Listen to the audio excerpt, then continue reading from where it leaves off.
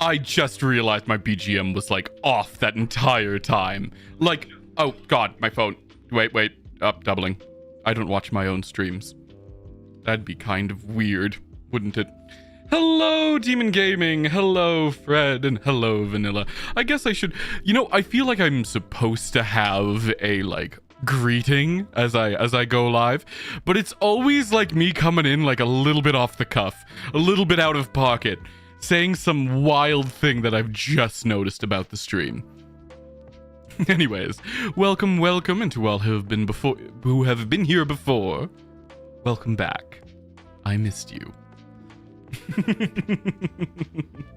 I'm Itsi fan. Well, I hope you're a Casey fan too. Oh, hello, Rango. Hello. Yes, shooting from the hip. Yeah. Like, I'm supposed to. My catch, my like tag, is hello, everyone. And I like really have to hit all those syllables, otherwise it's a really generic intro. To be iconic, I have to be like, I kind of have to like have a plan. And I'm really messing up, guys, like pretty consistently. I'm not gonna lie. It is a consistent mistake on my part.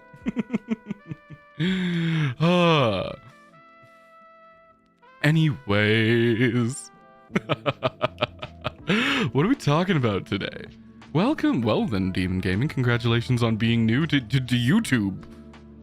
Congrats. This is, it's fun doing this whole YouTube thing. I wish you all the luck in the world on your journey. It can be hard. I think like a long time ago, I used to think being a YouTuber was easy. You know what I mean? I was like, oh, they just get to hang out and play games. But that's not true. There's a weird amount of work. Maybe it's specifically because I'm a VTuber. So my life is just worse than everyone. It's because I'm associated with anime. Oh, that's fine, Vanilla. Thank you for stopping by. Always happy to see you. Yeah, I'm like behind the scenes now. I feel everyone's always like, oh, it's so it is fun. That's the wild thing.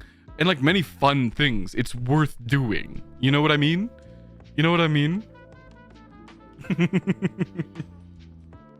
Like many fun things, it's absolutely worth doing. Wouldn't trade it for anything in the world. Genuinely. Oh, sorry, give me a sec. I am drinking a nice honey lager. A nice honey lager, currently. That's my drink for today's stream. I know drinking streams are supposed to be something special, but honestly, it's a Zatsu. We're chatting. I should really have a bar. Like every VTuber has a bar. You know what I mean? Every VTuber has a bar. So, I don't know. It feels a little overplayed. I don't know. What's somewhere else you drink? Like, I guess my office. That's the other place I drink. Anyways, I did have some things I wanted to talk about in terms of, as always, I think we're going to go into some writing today, some writing tips, and some art. A club. That's a good one. Ice cream? You drink in ice cream? Or is that an answer to something else I said? I talk about this a lot, but streamer brain is the most real thing that I didn't believe in. I thought I'd be immune, because my brain works quite strangely. So the way I think, it's like I always call it like dual core, where I can actively think two thoughts at the same time. Not switching back and forth, but almost, like a processor.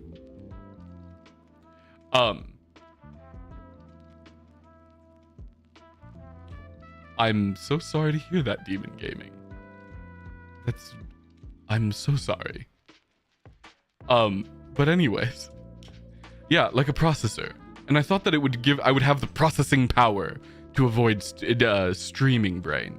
But it's really, no, I can't avoid it. It's all too real. There's just so much you have to do.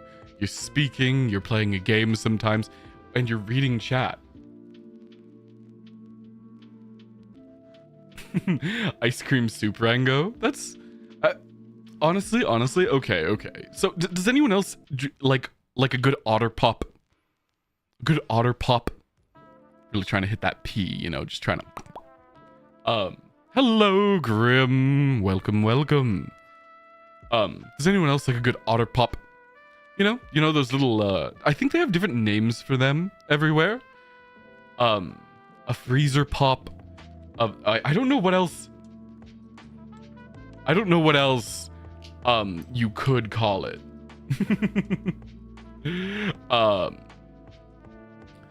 I don't know what else you could call it, honestly. I've heard, Fimbler gerbils. I've heard they're called Fimbler gerbils. Periodically, Fimbler gerbils is one I've heard. But yeah, it's just like a brightly colored, fruit-flavored Freezy Pop. I like to drink those, like, more than I like to, like, you know, treat them like a popsicle. You take it, and you crush it in your hands, turning it into almost like a little slushy in a tube, which is, in my opinion, the ideal state. It was actually really funny. Yokast just got a new freezer. We were all very hyped because we never had room for a giant box of Otter Pops before. And so to honor the new freezer, we bought, like I said, a giant, no, it's like, what are they called? They have a million names for some reason. They're one of the most contentiously named things. The most contentiously named freeze pops. Yep. Apparently, I've Googled it now. Apparently ices. Okay, that seems fake. And icy is, you know, sometimes it's like a slushy.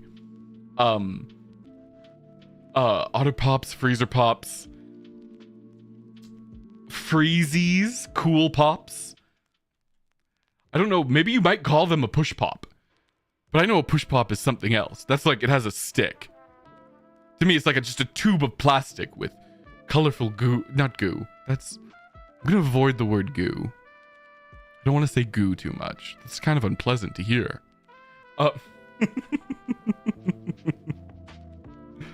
Anyways. What was I saying? I've kind of been thrown off my game. We got a giant box of those, and there was a range of flavors in them, including one that was like some kind of, it was like vanilla or cream soda or something of the sort, and it was like a white one, and I picked my favorite, blue. Sianna picked, I do believe, the grape one. Itsi picked cherry, and Romeo. See, I kind of broke the rule. And picked blue. We were all trying to do our own colors, but I took blue because blue is the best flavor. And I can't remember what Romeo picked. He might not have had one, but either way, we all grab our Otter Pops, our Freezies, our Freezer Pops, and head into the living room. Today is Sianna's birthday, and after the stream, we're all gonna raid her. Okay, so stick around. We all grab them. And we head to the living room and we start snacking. It's summertime. We're looking to cool off. I grab mine. It's delicious. That blue flavor, you know. The insides of my cheeks are getting cut up like the Joker. It's exemplary. And then Amity takes a giant suck of hers. Blue is like gum. Takes a giant suck and spits it out because it had no flavor. It was ice. It was an ice Otter Pop. Oh, Bolies. Yeah, that is what I'm talking about. Yeah, it was an ice flavored Otter Pop. I didn't know that could happen. And then later, we grabbed more. We did it again. She got ice again. This was like 2 weeks later. Apparently, we got the ice flavored box. What's wild is that time Itzy grabbed one of the white ones. Tasted perfectly fine. Okay, Demon Gaming. I'm glad you're very excited to be here, but we're gonna have to stay on topic, okay? I love having you here, but please, let's keep chat related to the topics at hand. Unless you can bring stuff up, but if that's kind of all you're doing, it can really clog up chat.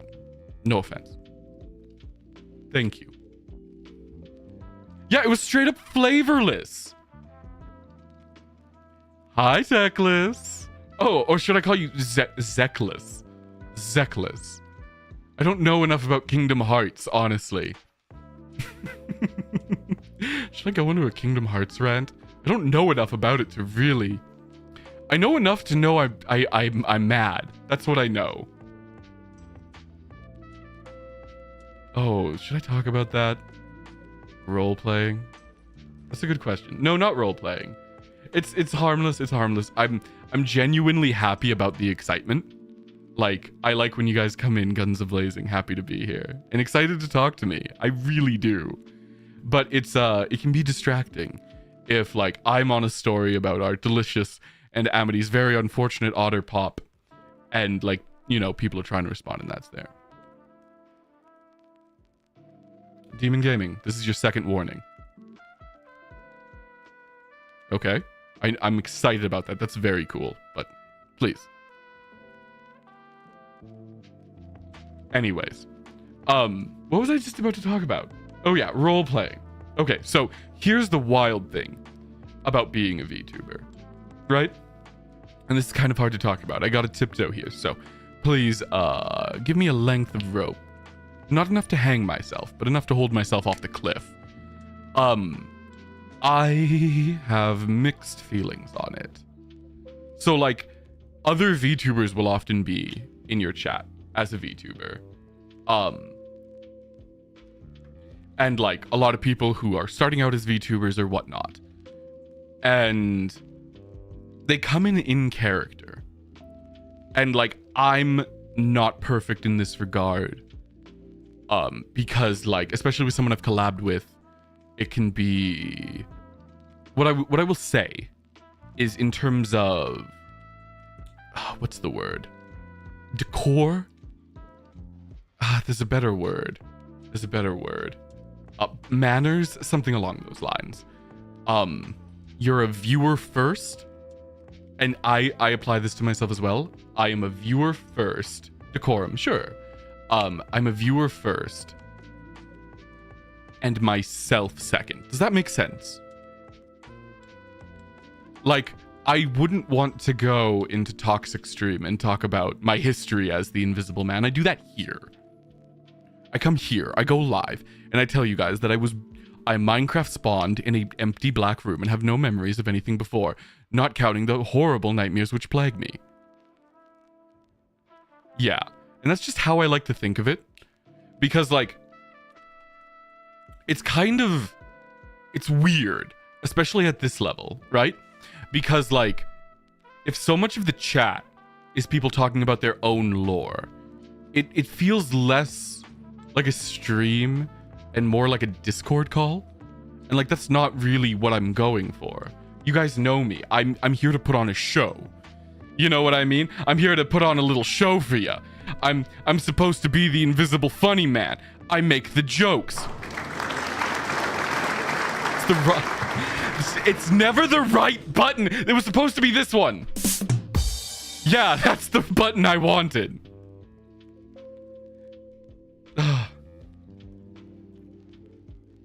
The occasional one, Fred, is not too bad. It's people who really stick to it. And like, yeah, it's like I'm trying to put on a show for y'all. I'm trying to like do my best. Maybe I should, speaking of putting on a show, making sure my audio is good. Yeah, I'm good. I'm trying to do something. And like, it's not the same as just hanging out. Even though, you know, we are kind of just hanging out. It's a weird middle place. It's a para hangout. Anyways, I did want to talk about that because it is an issue.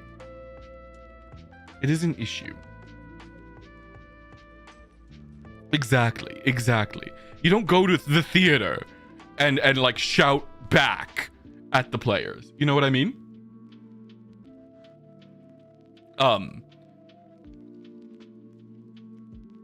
Ew. You know, it's such a mixed feeling for me because I love you guys. I do, and I'm excited to see you every time I see you in chat. I genuinely enjoy this.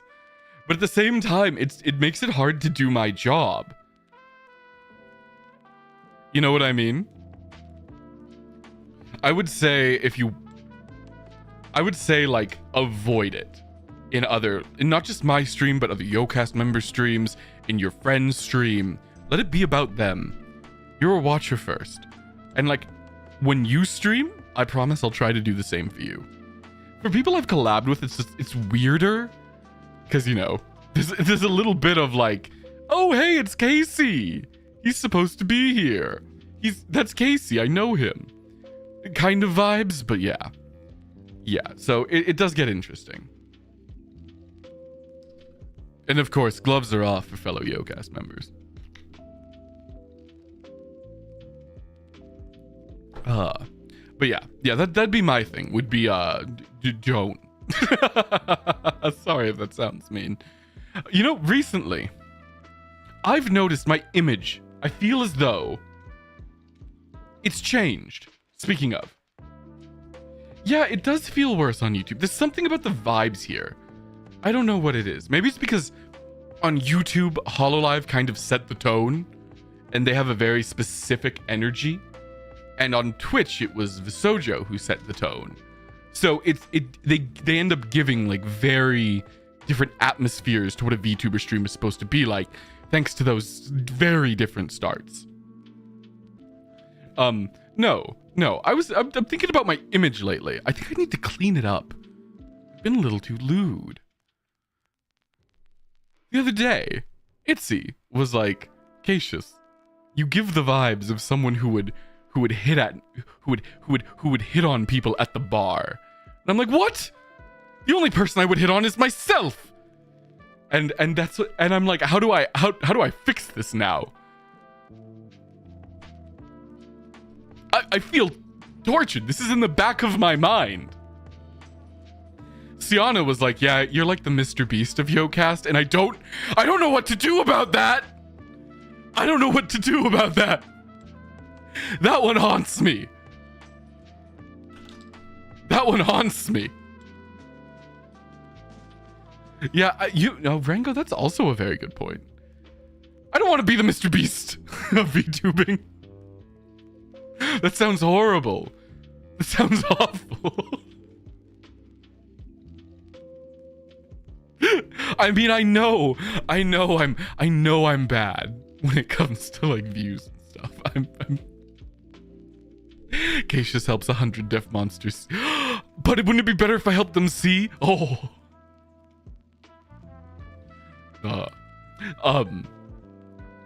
I think Sianna's saying it because I've been talking about Mr. Beast a lot lately.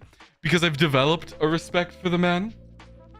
In terms of like the raw knowledge of the game. No one knows YouTube better than that man. And as someone trying to figure it out, I gotta give points.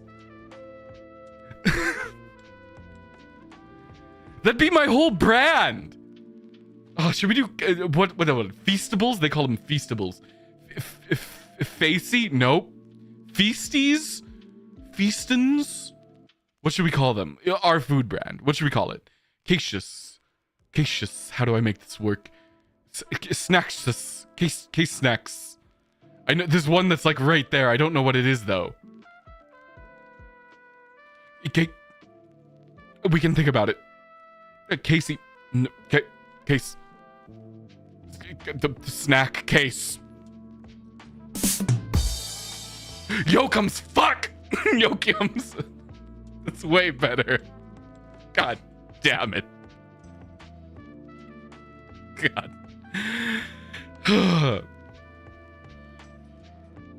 It's fine. I think my joke was still pretty good. I got the soundboard up today, y'all.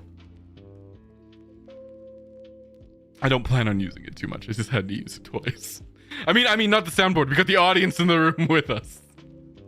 That's what I meant. That's absolutely what I meant to say.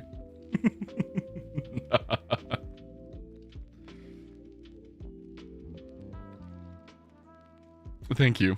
Thank you. You're adding the Y there, right? Wait, you guys don't like Yokums? I think Yokums is good. It's like Steakums. It's like Steakums. I keep speaking of Steakums. I keep telling management they have to use Twitter. I keep telling management they actually have to check Twitter. Because they don't. They never do. They're very busy people, so I understand. But like I'm like, you guys should tweet like periodically. It does sound like an egg-based snack. Maybe that's our brand. Maybe we sell eggs. I like eggs. Eggs are good. Never eat the whites.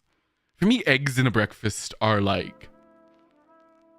they're like a dipping sauce. Does that make sense? The white does make it flexible. That's true. Griffin egg. I see where you're going there. I see where you're going there. It's no Feastables, but we'll get there. The snack case. No matter how I try to make that work, it's not going to.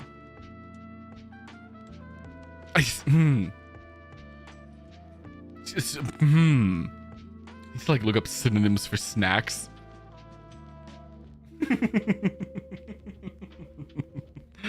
What was I talking about? Oh, but I was gonna talk about... wait, are we 10 minutes in yet? Are we? We're like 20. What? That's not true. That's not true. Oh my god. Okay, wait. So we have some people here right now. Good, I was waiting for this. Guys, I have a bit. Okay? Okay? You're all here for them? You're all here for me? We're all here? We're all ready? You ready for the bit? Okay. We're gonna do a little bit. We're gonna do a little goof. A little gaff. We're gonna do a little prank. So I'm gonna edit the stream title.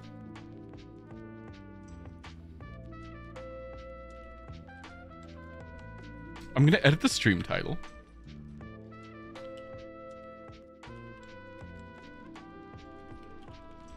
I'm gonna edit it a little bit right now.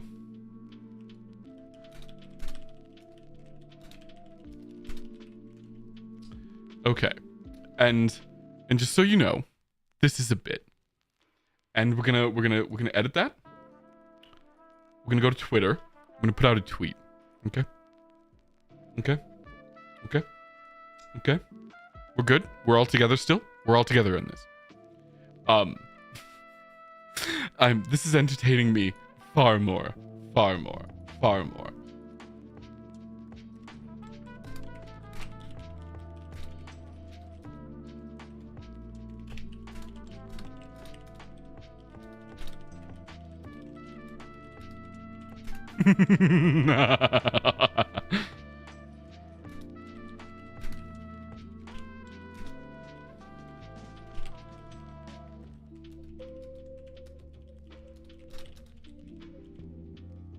Okay, now I'm popping out that tweet.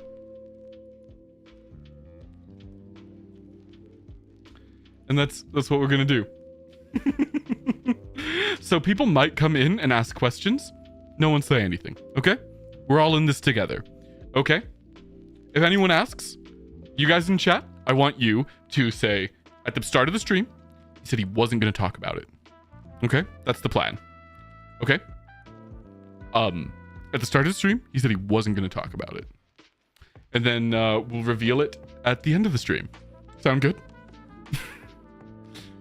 Maybe we can even throw a little, like, you know, keep it funny. And throw a little, I might talk about it at the end. Just to keep people on their toes.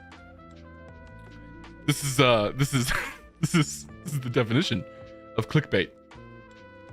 And this is why I'm the Mr. Beast of Yokast. Mother... Let's go. Okay, now back to talking normally. From now on, we don't mention it. Okay?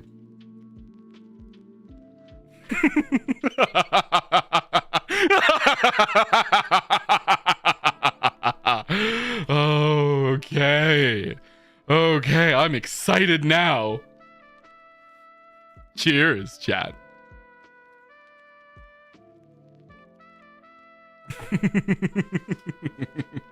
I hate that the chat doesn't show emojis. I like the emojis, but it's just like the words. I don't know how to fix that. Okay. Here's what I want to talk about. So I've been reading the manga work, the mangaka. What is it? Is it Hiro? I'm gonna get it right. I want to get it right. Hiramoto.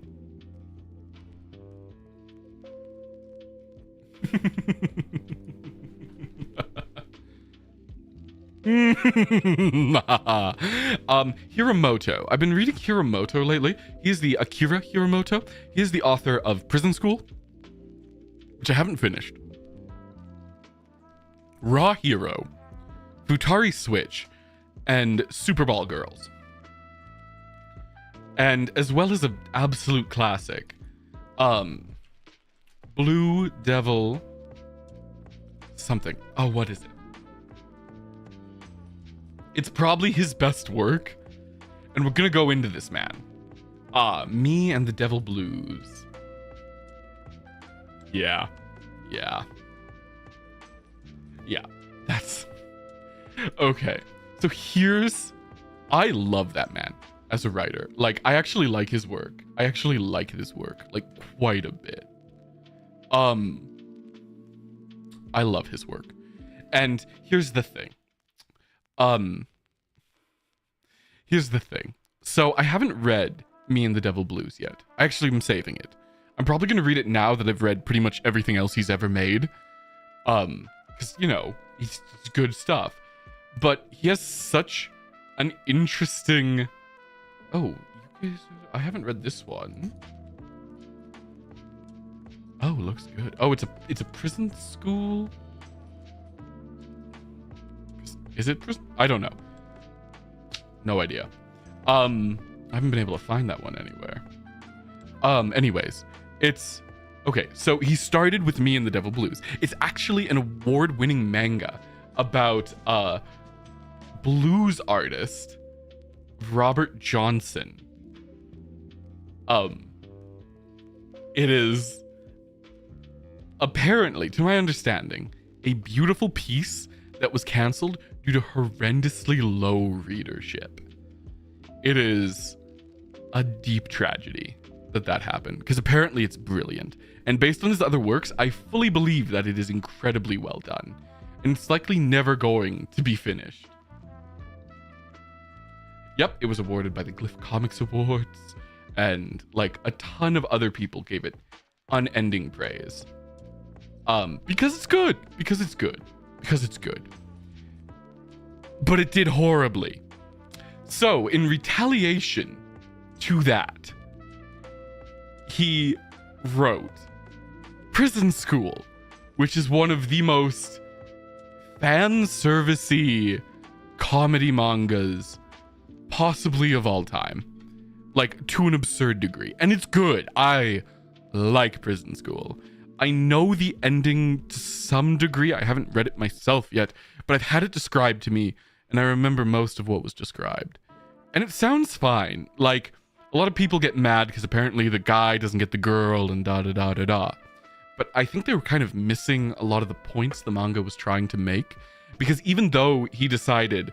and this is my favorite arc for any artist to take, which is I'm making no money. I'm going to sell out, but it's going to be ironic sellout. What I'm making next is a joke. I am making fun of what you all want me to make because I hate you all and you make me write things I don't want to. And then it blew up. It became one of the most popular manga, and I love it. It's because even though he's mad, he's still really good. Prison School is brilliant. Watch the anime if you're not a manga reader.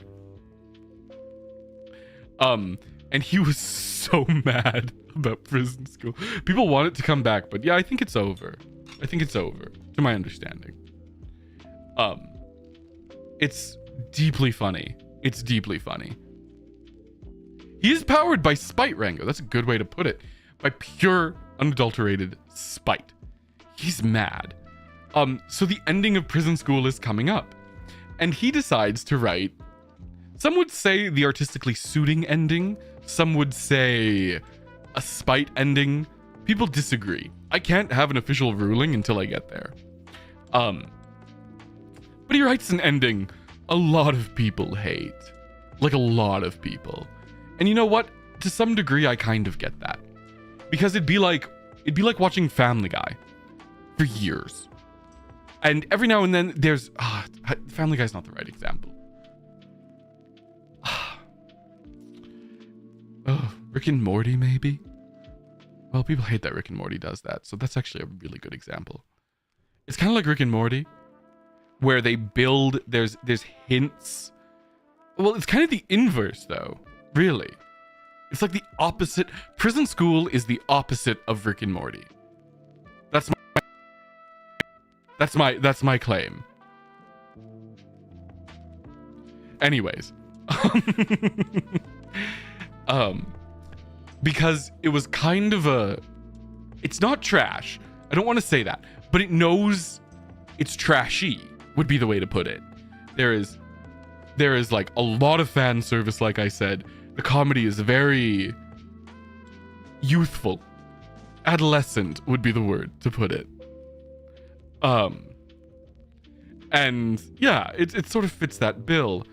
And then he ends it with this like satisfying critique of this genre of manga, and like an emotionally realistic ending rather than the cathartic ending, because like when you have a story, you have to choose whether it's going to be cathartic or realistic. Sometimes it can be both, but sometimes you only get one.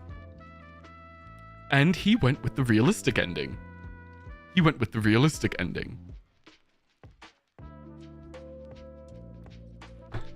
Needless to say, people hated it.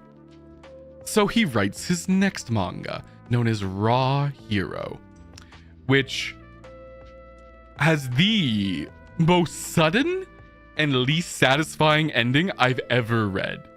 The manga itself is hilarious. It's pure comedy. It's one of the funniest manga out there. Possibly.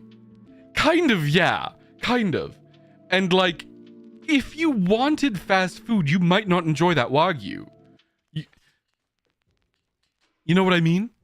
And like, before that, it wasn't McDonald's fast food. It was the best fast food. And they'd been eating it for years. So Raw Hero is a giant middle finger to an almost absurd point. The characters make perfect sense. The series of events are complex but understandable. There's a few missteps because he was forced to end it early, as that will happen. And does happen, even to the best. But otherwise, I would say it's a very good manga. His newest two, Futari Switch and Superball Girls, neither one is as good as any of his past works.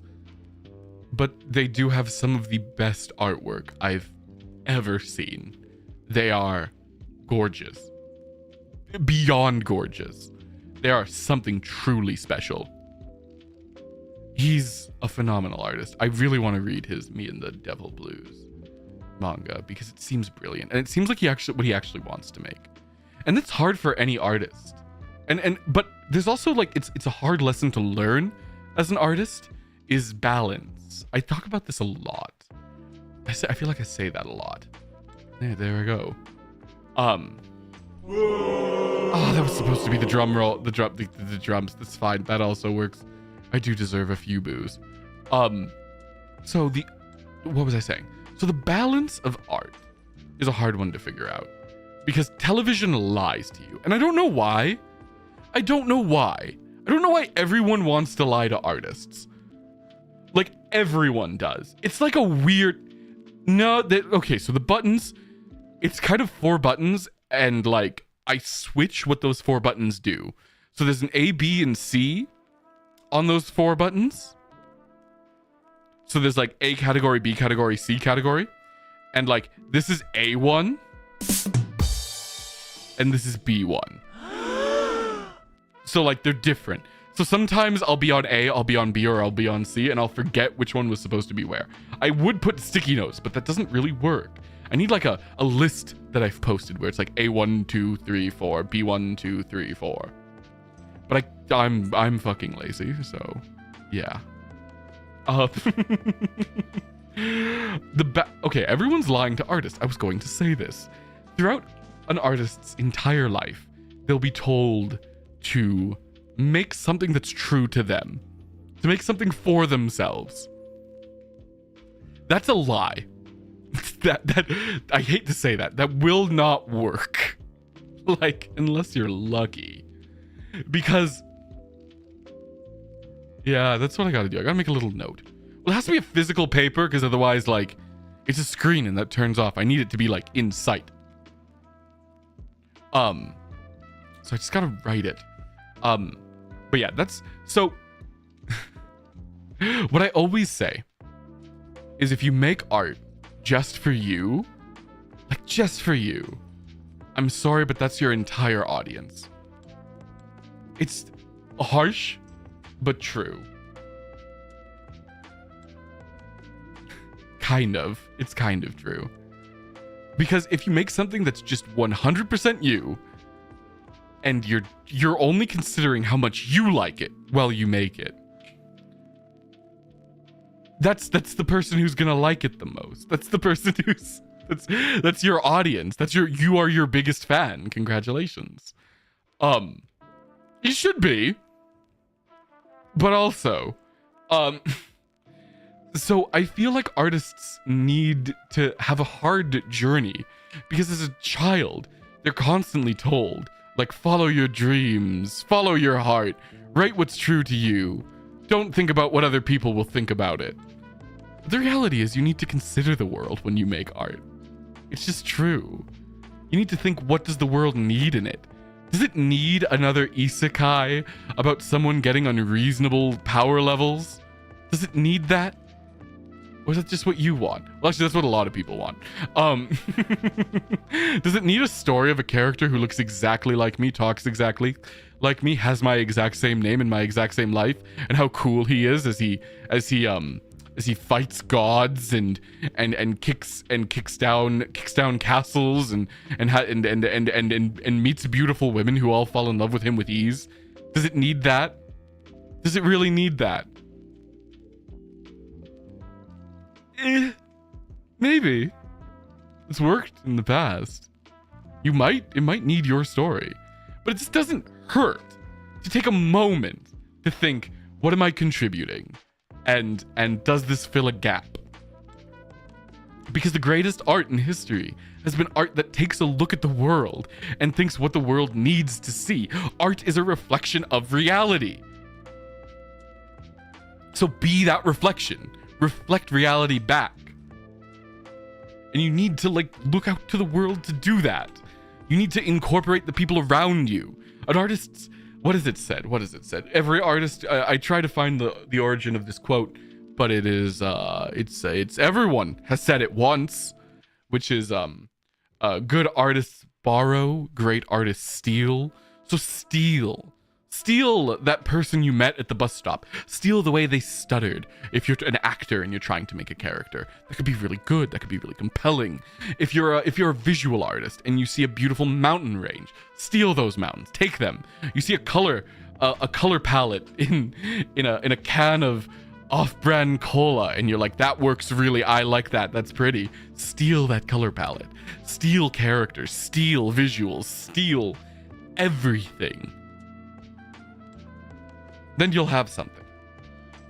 And that's how you can that's not just how you can be an artist, but how you can succeed as an artist. You know, you look to the area around you and you say, what story does my town need told? What story does my town need told? And make something for your town or city. Make something that you know would appeal to people. Let's say there's a famous historical character who's not written on that much, and you do more research. He owned half the town and was in a devil cult. Cool! Write about him! Might not have interested you at first, but now it's fascinating.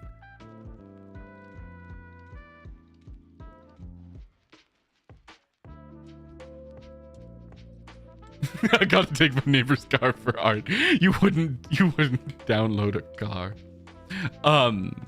Yeah, and it's like, take conversations if you're a writer. That's one thing I always say is like, if you're a writer, steal conversations you've had, because they'll be good. You can take them. They're fine. That's how you get really good, compelling dialogue, actually. One of the exercises they make you do when you're working your way through school in creative writing is to go out and interview someone. You go out, conduct the interview, and then transcribe it directly, putting in every every pause, every stutter, every repetition. You take that all and you write that down, and you realize just how bad people are at speaking. Doesn't matter who you're talking to, they will have those moments. They will repeat themselves. They will pause. They will stutter, and they will say or It really depends where you are in the world for those, though. There's also like the end tags of words. You know what I mean? It's like the Canadians always have a, or like, example, just how often I say like, as well as a lot of people say like. I really want to switch that out for as if, because it just sounds better, but it's a hard habit to break, you know? But yes, and that's a great way to understand dialogue better, because you can start to condense it and cut out all the noise, and you'll have something messier than what you started with, but cleaner than actual dialogue.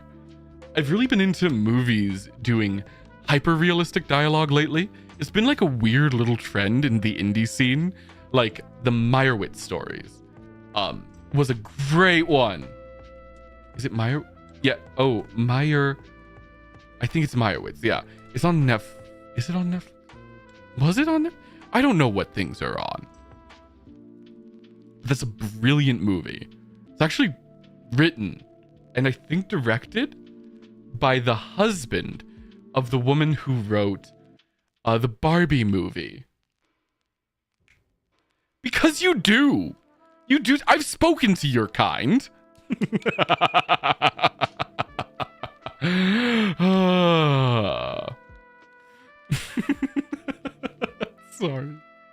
Sorry. You say A. You know? I've spoken to English Canadian. Oh, probably actually.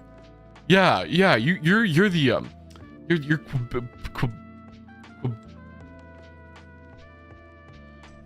what is it?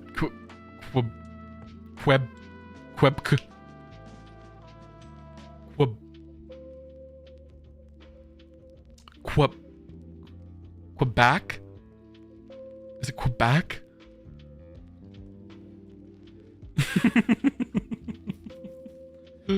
I'm sorry. Bullying Canadians. I really need to Quebec, sorry. I really need to switch my target from Canadians. It's unfair to them. They have good things up there. They really do. I like the Canadians. You got it on stream. You got it on stream, me saying I like Canadians. I mean, they're not as bad as the British.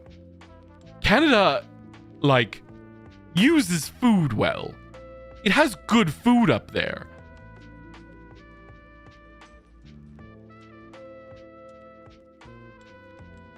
Poutine is amazing. Beaver tails are amazing. Coffee crisps are fantastic. And Nestle chocolate is way better than what we have here. In general. Plus your Smarties are better. They're a different thing, but they're better. So points to Canada on the food department. Oh, and ketchup chips are so good. That's why I like making fun of Canada, because I actually do have a lot of affection towards it, unlike those damn Brits.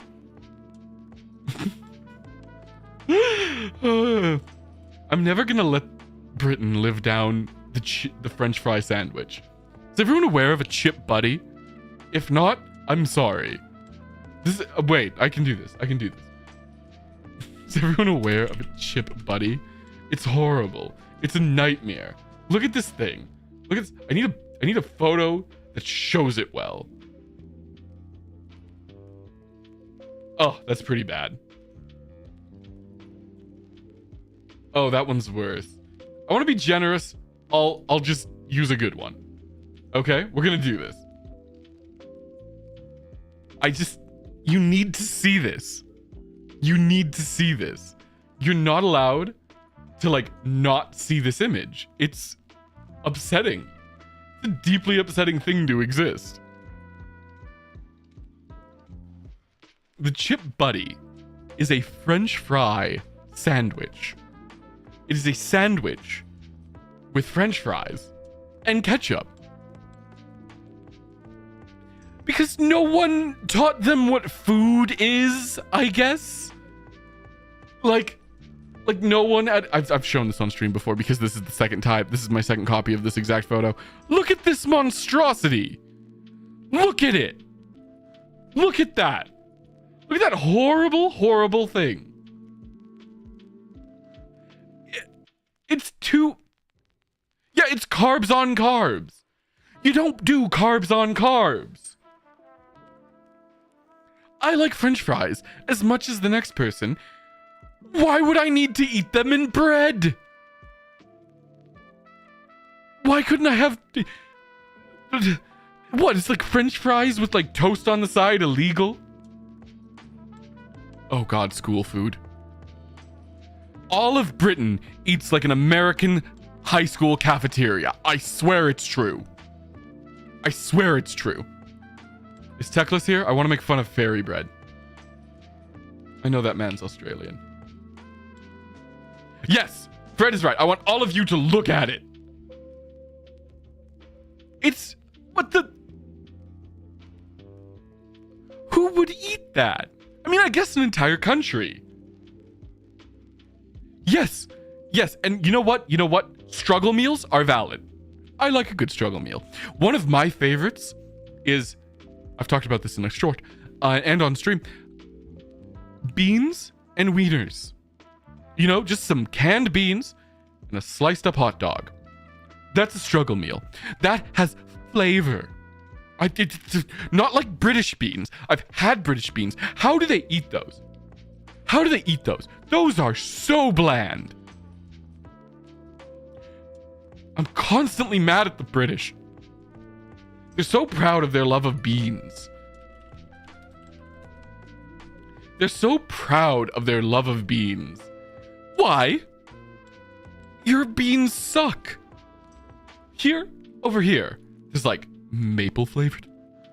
There's little pieces of pork in it. We often make our own. And it's spicy and sweet and tender. It doesn't just taste like a can of a lumpy tomato soup. It doesn't even taste like tomatoes. It tastes like canned tomatoes, which aren't the same thing.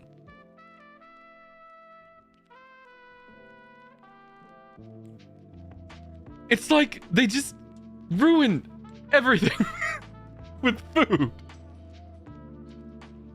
Okay, let's look at some other British food. Let's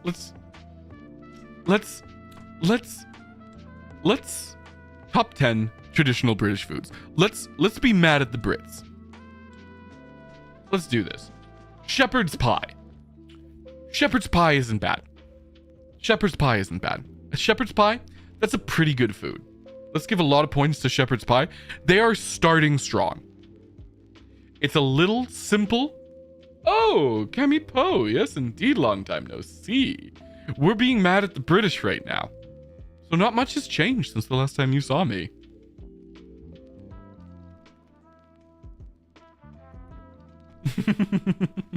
Shepherd's pie. Great idea. Potatoes, beef, vegetables, all in one little thing. Is it a bland skillet? A little bit. A little bit kind of a worse version of like a skillet. I've had some really good like international skillets. Like I had this one at a Jamaican place, like jerked pork and jerked chicken on fried plantains, topped with fried eggs, mixed in with like peppers. Oh, it was so good. That's what food should be. Yes, I will say the presentation of a shepherd's pie leaves some to be desired. I'm not one to judge food on presentation, though. I often think that's what makes cooking on the internet so hard, is making good tasting food look good. And like cloud bread, everyone remember cloud bread? It's kind of the opposite problem.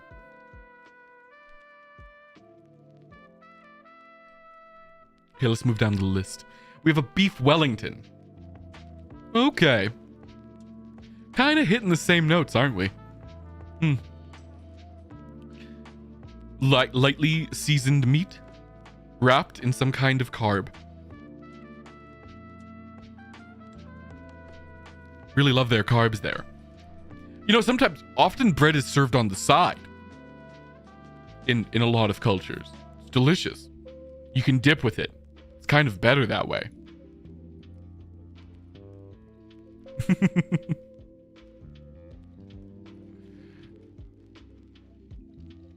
Ooh, a shawarma that made poutine with their chicken. I definitely have a shawarma place that does that. And it is amazing. It is amazing. Because it's spiced. It's tasty. It's delicious. Okay, let's move on. Fish and chips. Okay. Now, I don't know if this is just... I need a British person to chime in here. Or someone who's been to Britain. Okay? Because I have a traditional British fish and chips place near me. Right? I go there. They have the best fried fish. Well, not the best fried fish. You can get some really good fried fish at other places. But pretty good fish for fish and chips. But the fries are unsalted. They give me unsalted fries. What am I supposed to do with that? What am I supposed to do with that? I take them home and salt them myself? So I feel like fish and chips is good. But I don't want to give full points yet. Yes, Cammy, unsalted fries are a crime against humanity. Like, who is eating these? And the worst part is, you get it to go, right? You get them to go. And by the time you get your fries home, they don't take to the salt. You know when the salt should be applied? Fresh out of the fryer. It sticks to it. Okay.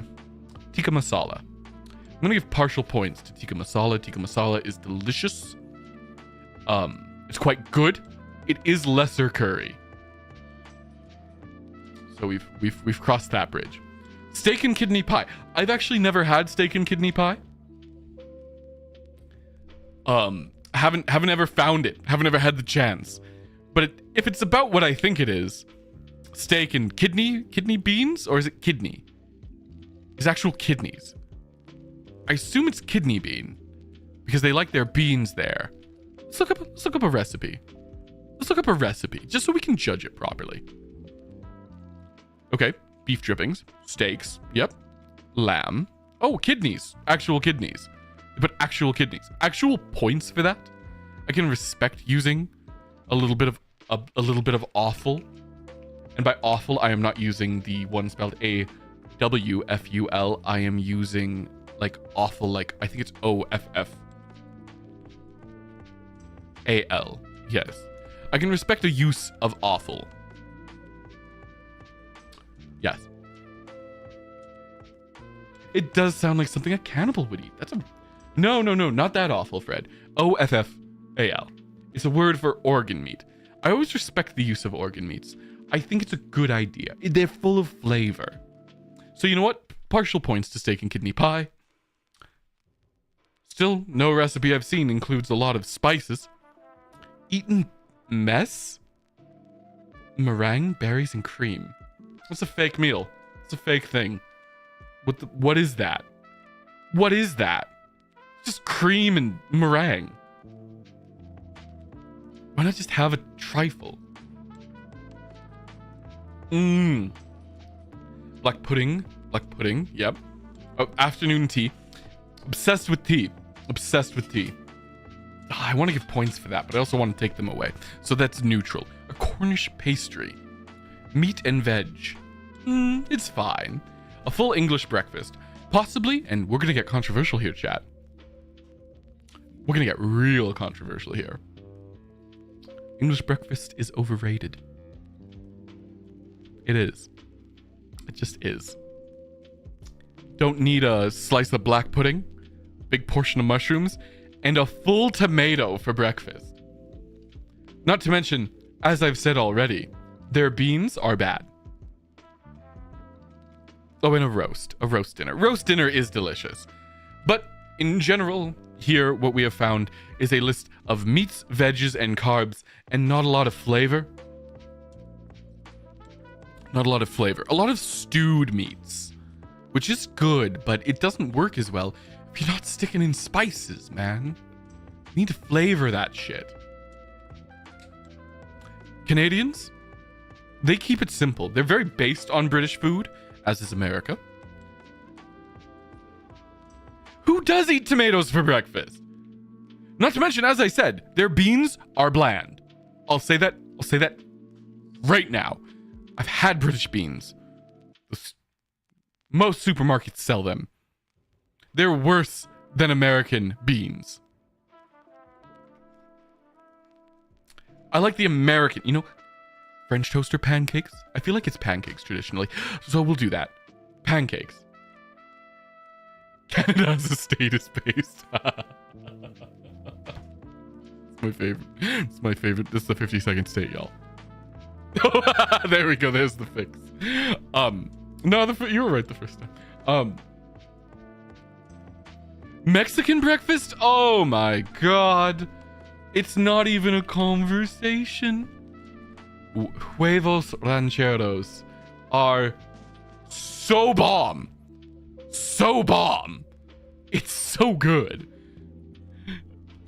What else do you guys have? That's the only Mexican breakfast I can think of. Huevos rancheros. But it's good. You know what I mean? Like I don't know. I don't know what else what else Mexican breakfast would be. Yeah, and it's like that's the biggest issue with British food.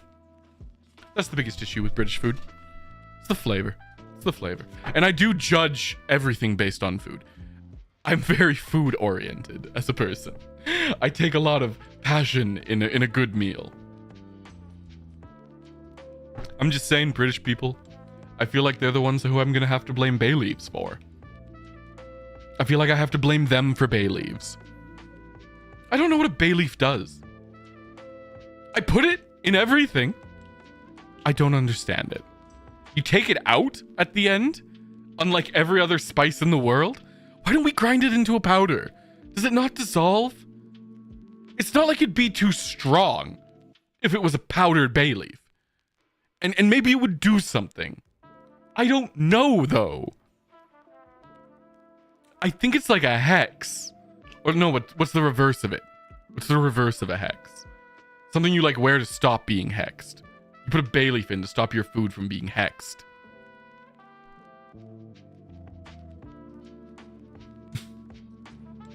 Chilaquiles. I actually had... Sorry, I coughed on stream. Give me a second.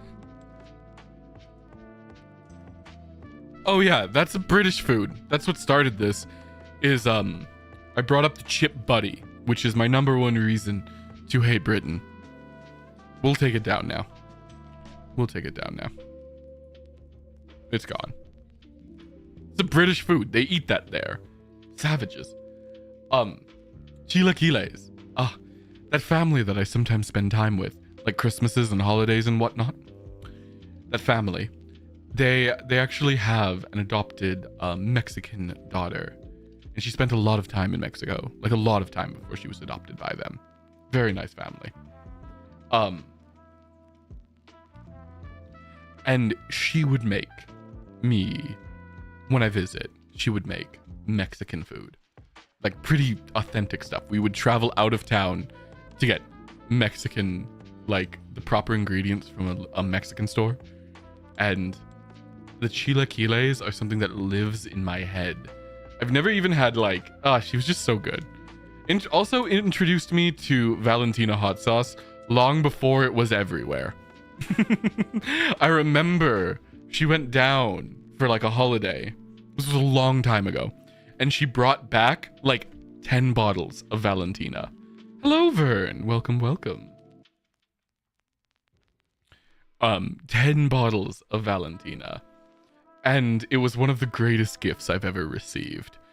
For a while, that was all I ate on eggs, was Valentina hot sauce. Because it's so good. It's a little soft for me now. It's not spicy enough. Yeah, Rango. Yeah. Like the big ones, too. She was stocking up.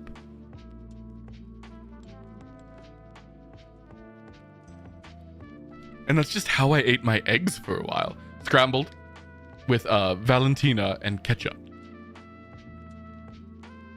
Oh, yeah. Yeah, we had the Black Label variant. Now, you know, I'm into the hot food. But I have softened recently. For a while, me and Bigfoot, we used to hit up the bar every single Wednesday for Wing Wednesday at this place that did they did smoked wings. They did smoked wings, and it was so good. I love smoked wings, and they had this hot sauce that was insane. The flavor profile on it was complicated, and the spice profile was burn your lips hot. It was so good. Me and Bigfoot would just sit there actively crying with giant puffy lips every single Wednesday, trying to get stronger.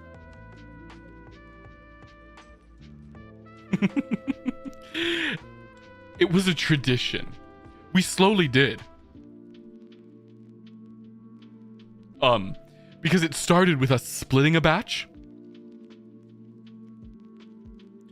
And then we were getting our own batch.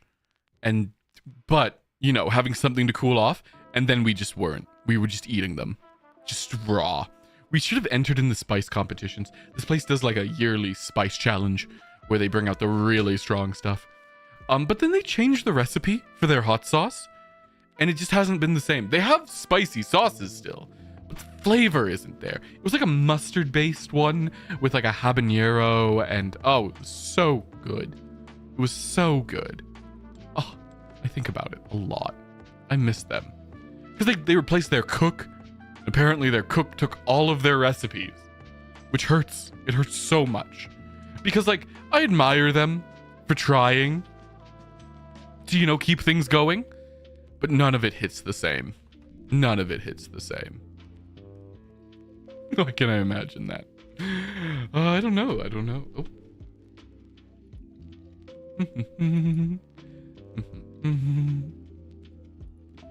Oh. Yeah. So that kind of broke our tradition.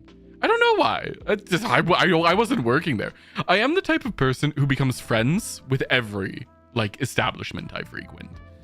Obviously, I'm the invisible man, so I'm very recognizable. But it was very funny because all of Yokast was at the farmer's market. And me and Sianna, we were looking at this honey. Well, Sianna was. I was getting a churro. And Sianna looks at this honey, and I walk over and go, "Are you gonna get it? We do need honey." And she goes, "I don't know." And I go, "Okay." And then I go back and get my churro.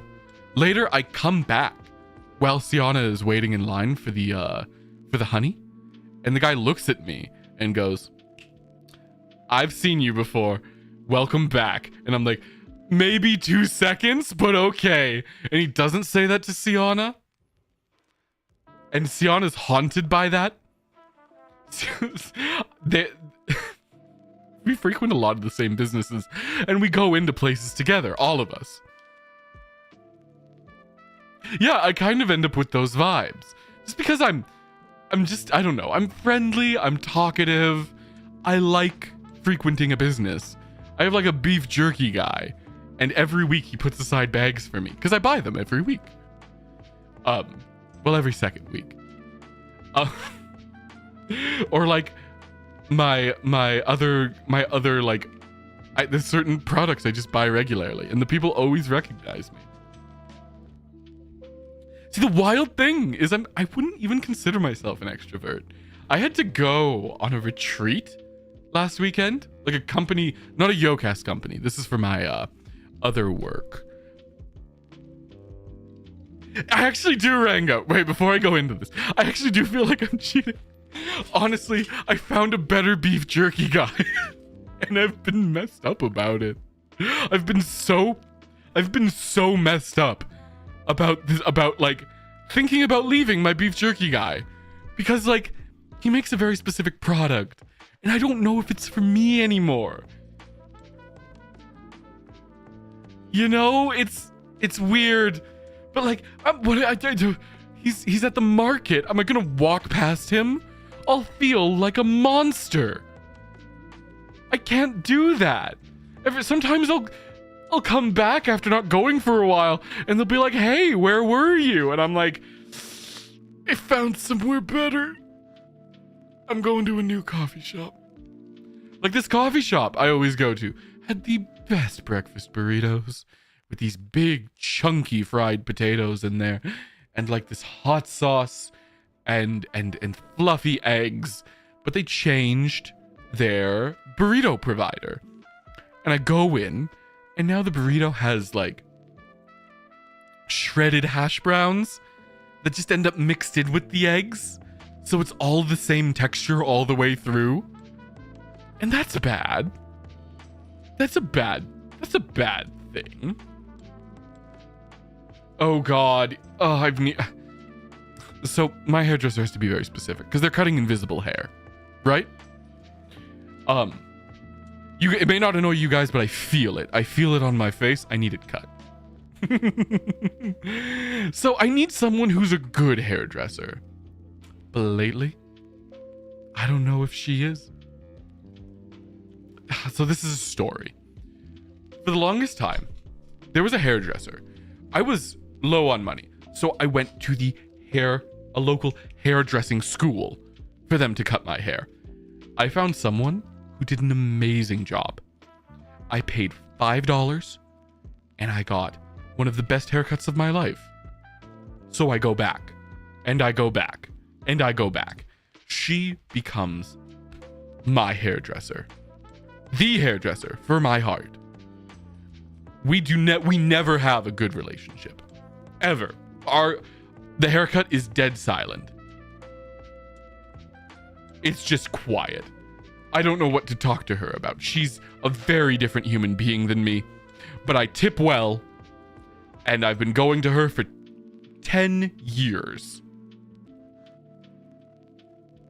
All of a sudden she quits. She quits the game. Goes into something else.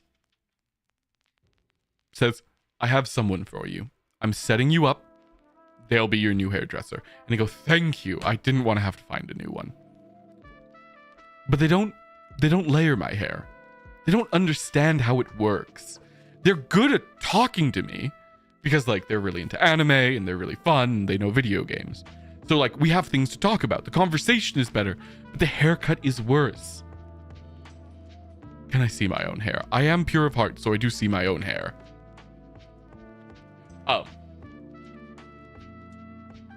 The conversation. So I have a good relationship now with this woman who cuts my hair and has been doing so for, I don't know, a while now? Like 5 years, 6 years?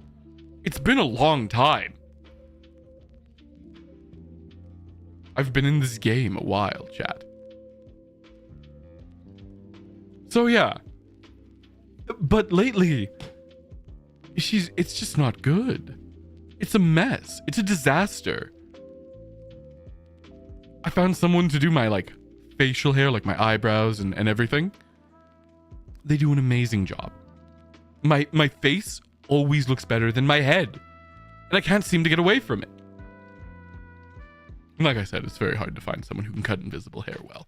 So I understand. I have empathy.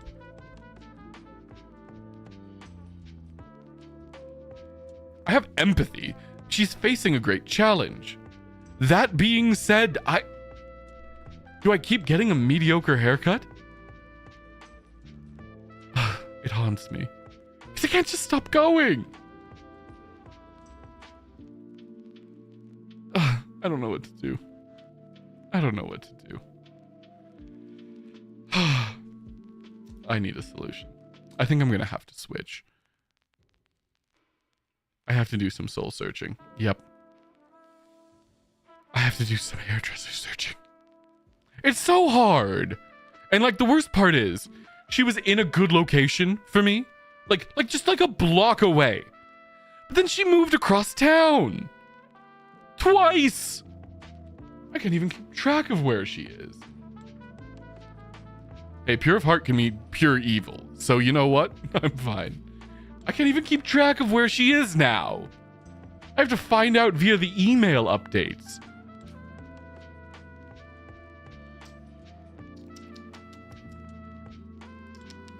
That and she lied to me recently. I buy a very special bottle of shampoo. Like a very special. It's mint. It smells like mint. And it's like menthol, so it cools the scalp. And it is one of the most powerful mint smelling shampoos I've ever seen. I love it. It makes my hair feel fantastic. Like amazing. Like pure silk. It's gorgeous. My hair's shiny. It's voluminous. It's beautiful. It costs $40 a bottle. Per bottle. For like a little 250 milliliter thing. Hello, Kakus. Hello, Highwell. It's nice to see you too. So, it's expensive. And I talked to her. I'm like, yeah, this shampoo's gonna run me out of house and home. I can't go back. She's the one who introduced me to this shampoo. She put it in my hair. And I'm like, this is amazing. Can I buy this? And she's like, yeah. Both bottles, $80. It takes like 3 months. I think I don't shampoo my hair every time I shower. I don't. I just don't shampoo and condition every time I shower. I shampoo and condition 2 to 3 times a week. So that's every second day. Or sometimes every third if I'm feeling... If it's like winter and I'm not sweating. Because my hair just survives well like that. It's how it looks best. It keeps it in good condition. So for me, it does last a little longer. I think if you were to use it every day, it would be like way less. It would be closer to that 3 months. But for me, it lasts closer to 6.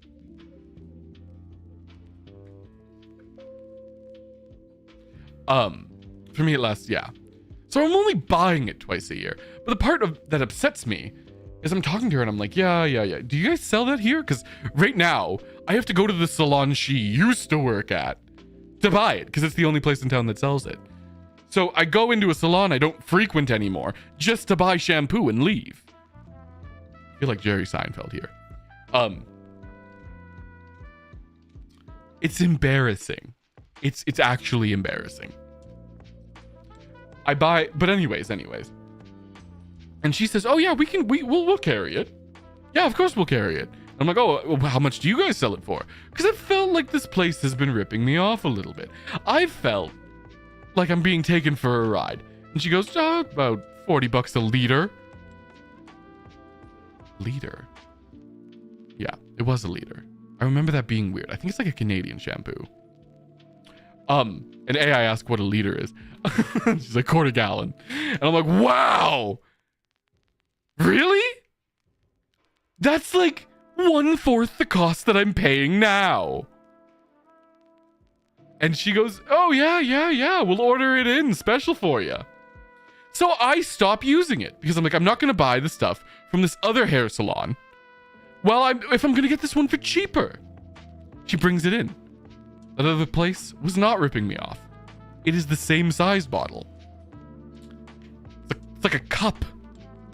It's like a cup of shampoo.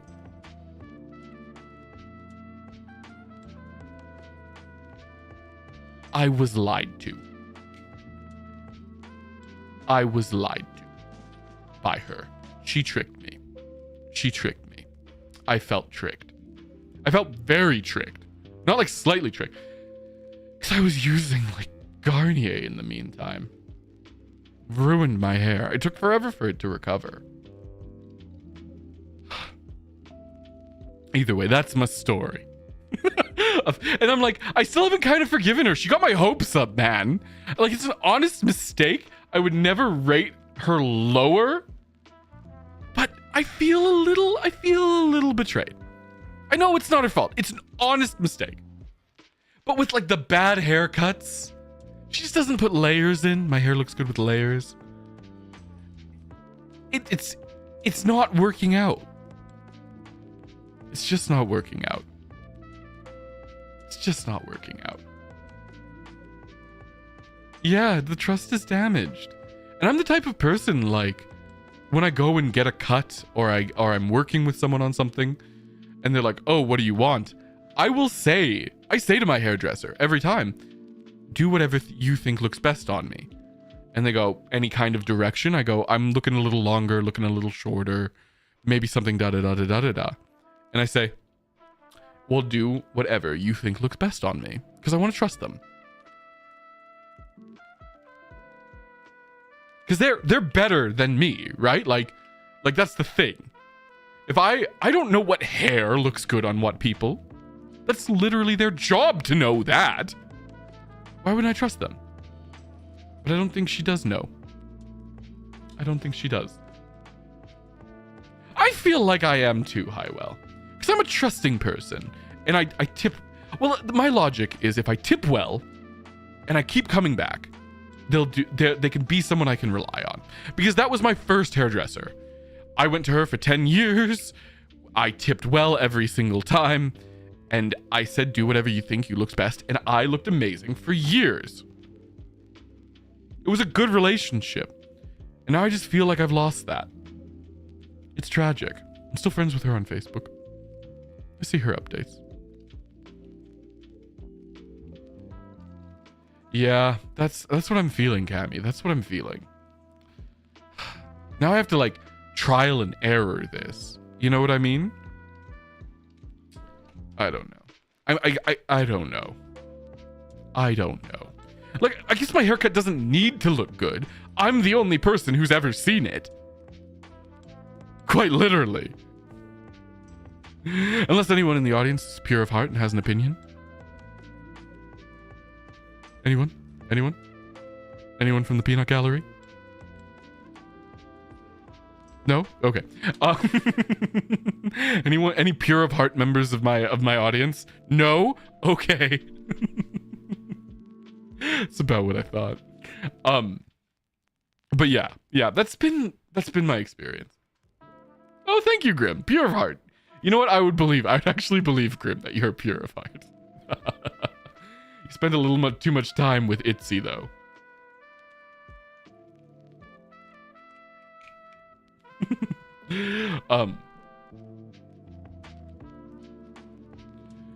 What was I gonna say? Oh, I feel like I had something I was gonna say in the middle there. There's a story there. Amity's back. That's something that's happened. Amity's back in the house. We're all here again. And we're all excited to all be here. I think she just got back today. I don't know if she's put a tweet yet.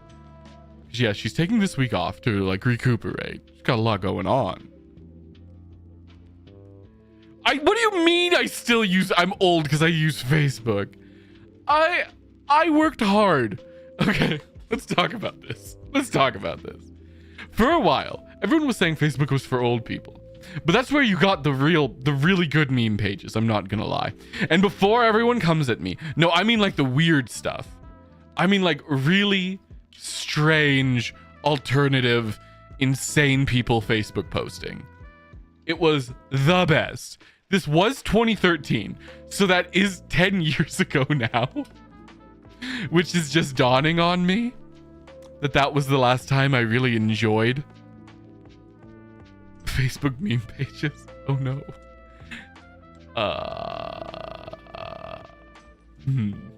That's a good point, actually.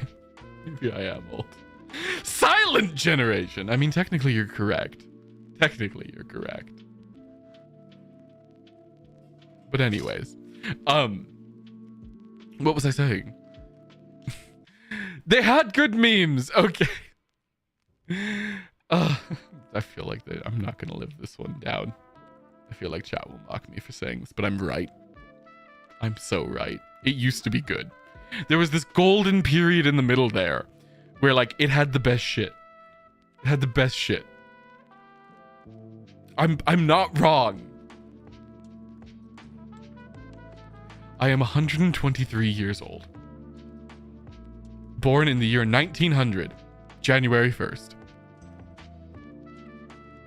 MySpace. Oh, MySpace. Going to someone's page and hearing the music. No, okay, but Facebook had this weird, like, no one's willing to give it the credit. But it did start surrealist memeing. And, like, the post ironic wave. It kind of, like, brought that into style. Because it's the best place those memes could have been hosted.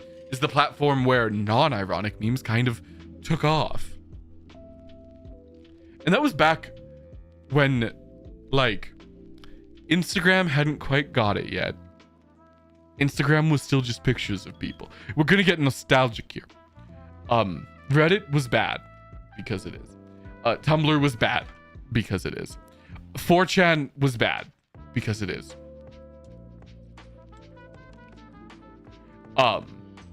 And none of them had much to say that weren't highly insular and like kind of the same thing as like jargon.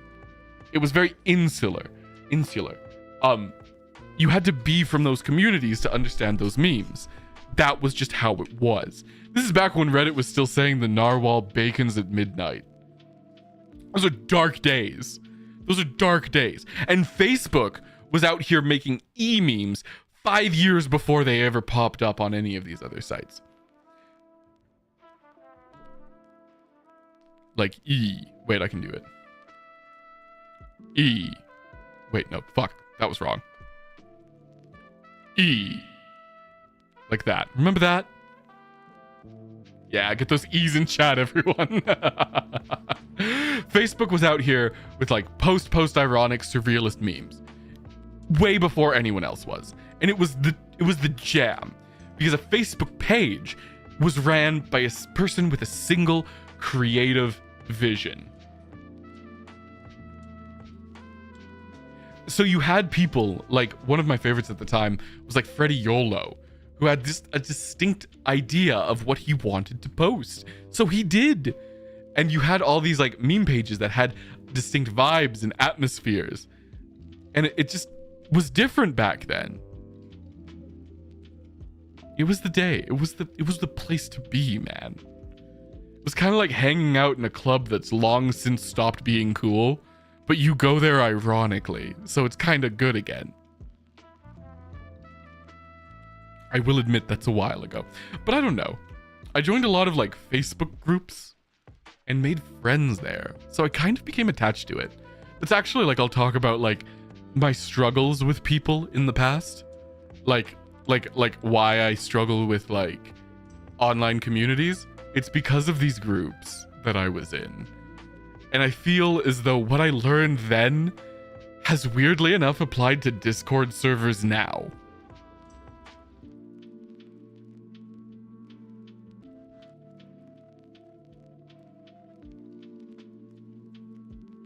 Yeah, no, I mean, it was bad then, and all three of those websites are bad now. I'm the Booba Man? Yay. I mean, like, yeah, all of those websites were bad back then, is what I mean. Regardless of how bad they are now. Cammy, you've never hurt me with a single word more. I'm wounded. I'm wounded.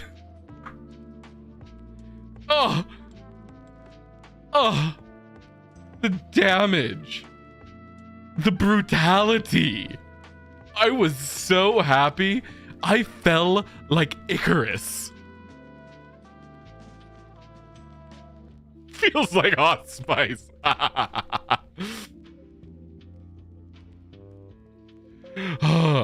No, I view each of those websites because I think it's important to be connected to the culture, to know what's going on in the world. Not as much as I used to.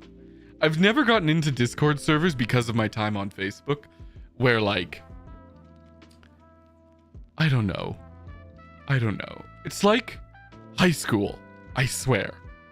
You know that group of people in high school? You knew them. They might have been you. If they were you, I'm sorry. I'm about to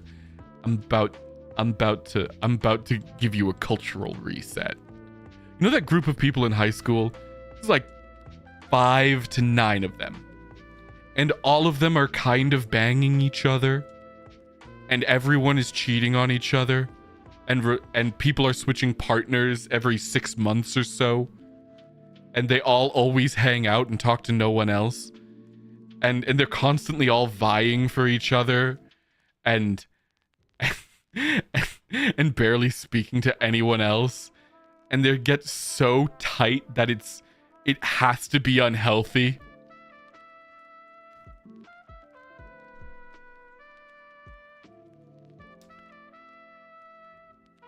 That's a Discord server.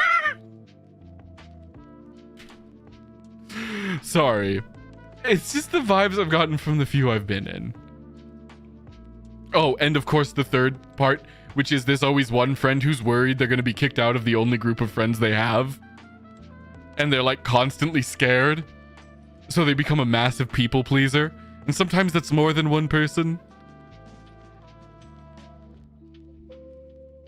It's a Discord server. Sorry. But it's why it was like what the Facebook groups were like. Except there's a lot more vying for power. Everyone wants mod. Everyone wants admin. I don't know why. Discord mods have the worst reputation on Earth. Sounds tiring. Yeah, it is. It's very tiring. Those stupid Facebook groups stole my youth. It's how I met Bigfoot, though.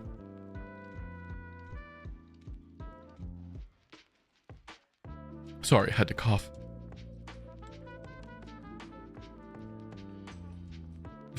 Losers need me. Nice, Cammy. Proud of you.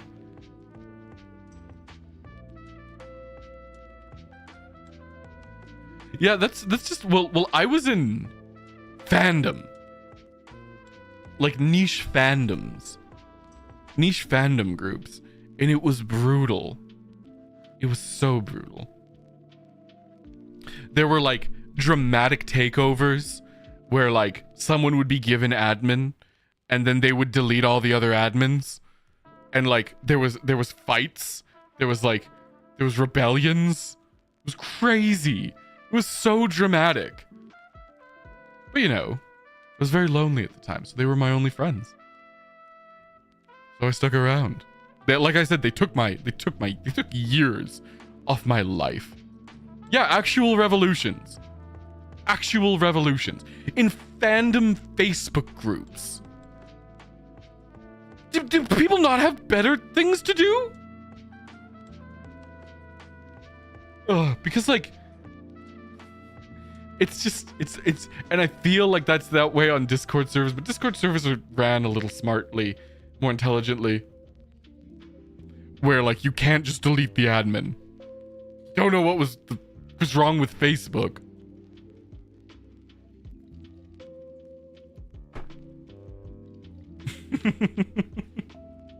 yeah. It was dramatic. The people saying horrible things and then going offline for months. You never know if they're okay. You know, you don't hear from them on Skype. Cultural reset. Yeah, it was wild. It was a wild experience. I don't miss it. Yahoo Messenger. Yeah, a few times. Skype, Yahoo Messenger. I wasn't. You see, like, I think it can be different if you know the people in real life who you're in a server with. Like, you're actual friends with them in person. That can be different. Google Hangouts. Bring them back. Wait, what was that? What was that Facebook ripoff Google made?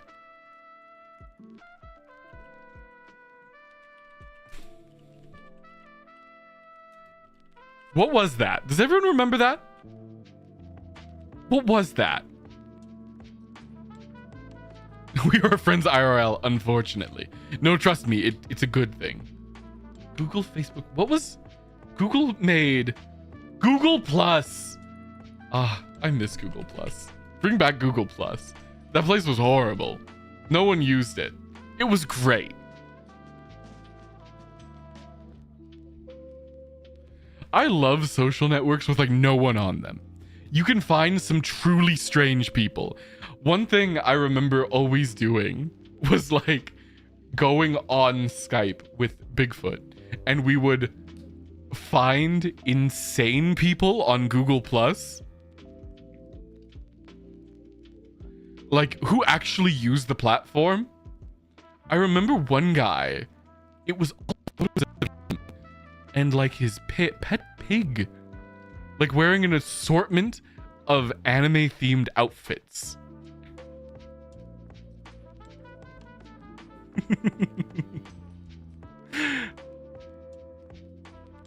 I don't know what else I can say other than that. I loved it. It was amazing. Like, I love... Do you guys ever like see a Facebook comment or a Reddit comment or like a YouTube comment and you're like, okay, I'm just gonna find out what your vibes are, and then you just deep dive into that person? You're just curious. So you cyber stalk just a little, like light cyber stalking, like cyber tourist stalking. Oh, and there was so much good stuff back in the day. I found a group dedicated to this wiki that exists in an alternate reality where everyone is over 500 pounds. It was like a fetish thing. But it was a Google Plus group. It was great. They were discussing like how heavy celebrities should be. Like there was discussion. It was amazing. They were so organized, deciding like what to put, who to add to the wiki next. Because they would write backstory of these people's careers. These weren't just like single little things. They were articles. It was amazing. I love being a cyber tourist. You just find someone or somewhere and you take a look around at the insanity. It is a joy that is exclusive to now. Honestly, I kind of want to do a show here on YouTube where we like, ooh, we could do like a tourist, like cyber tourism, but I wouldn't want to make anyone feel bad. And if I got popular, I would just be flooding these amazingly beautiful niche communities with people, and that would sound horrible. I wouldn't want to send people to them. I want them to be like an uncontacted tribe. I want the internet to never observe their existence. I want them to be a mystery forever, where they can just be happy and alone in their little thing they got going and keep doing it.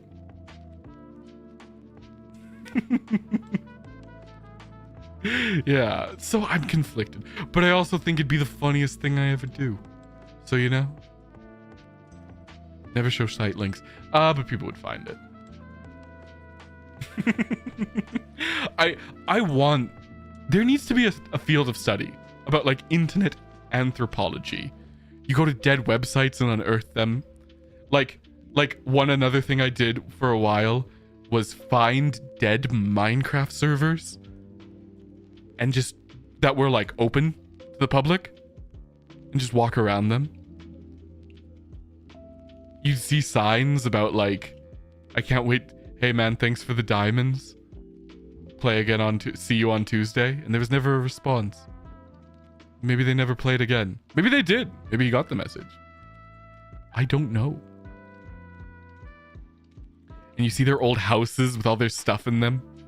It's like exploring ruins. Ruins. It was beautiful. There was like a weird beauty to it. I got the idea because I saw someone post online. This one person would come in every 3 months to the server they had with their friends and leave like a sign about how they missed them and how they wished they could play again like the old days. So I went looking for that.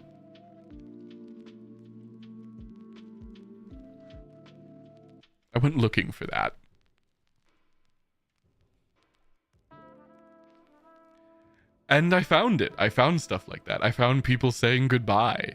I found giant monuments to the things they had accomplished together. And then they all went their separate ways. You find that in these communities. You can go through someone's entire comment history, see them frequently talking to the same person, and then never comment on that person's post again. And it's like you work backwards. There's emotions there.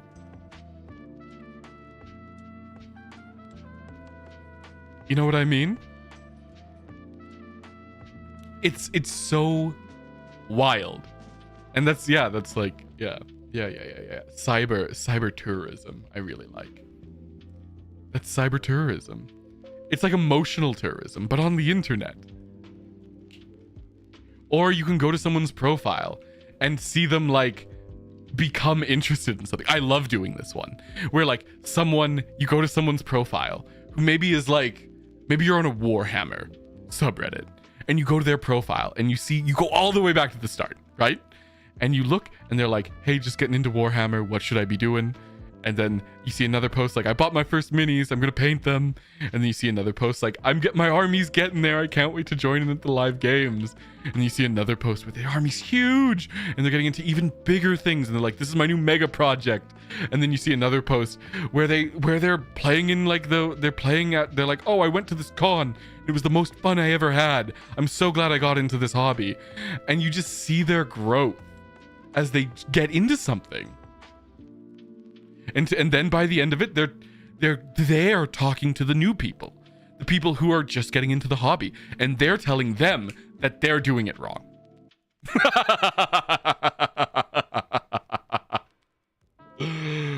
Just like they were told when they started.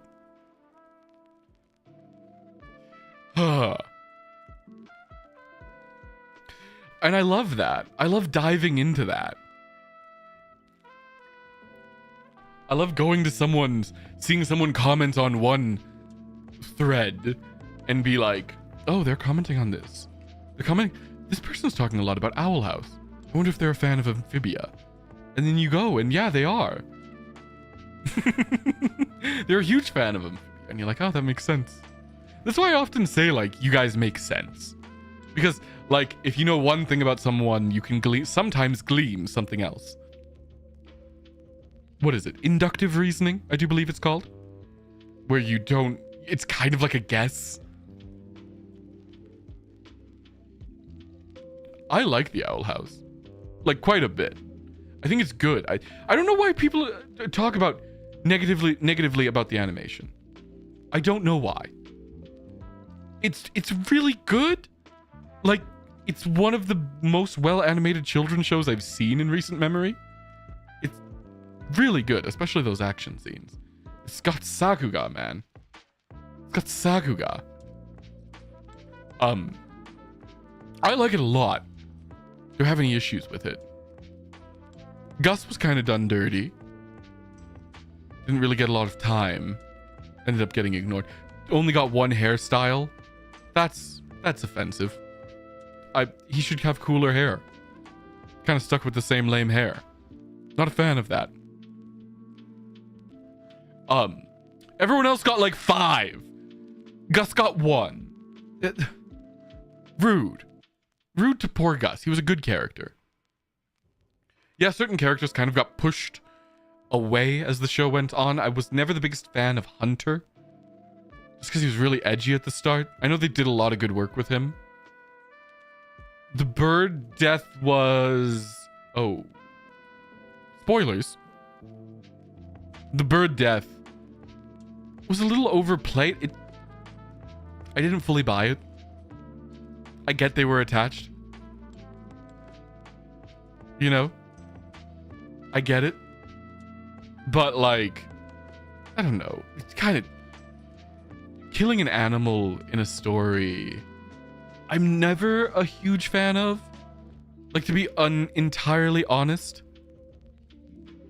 Like, okay. Let's get into this. Killing an animal is an easy way to make your audience sad. Because it's sad. Making it more than sad on like a purely that was an animal and therefore a symbol of innocence level, I rarely see it done right. I Am Legend, actually, the movie does it pretty good with the dog. Spoilers, that movie's been out like 20 years. Big deal. Like, I love a good self-sacrifice, and like that was the movie had sold at that point. We don't just need to be sad because it's an animal. We need to be sad because that was his last companion in the world. That was the only friend he had. That's sad. Grounding it like that does a lot of work. But it's just an easy way to guaranteed make your audience sad without having to actually kill a real character.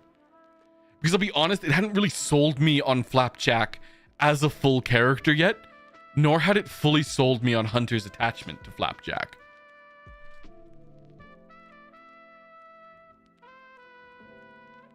So yeah, that's my mixed feelings. Overall, though, I will still give Owl House like a strong 8. 7 to like a strong 7 to a light 8, actually. Strong 7, light 8 would be where I'd put that, I would say. I did like that. I did like the tattoos. And I admire them for like killing a character, but oh yeah, Majin Buu's dog. I actually haven't watched the Majin Buu arc yet. But yeah, there's ways. Oh, Majin Buu is a Dragon Ball character. I don't know. I've just seen it done better.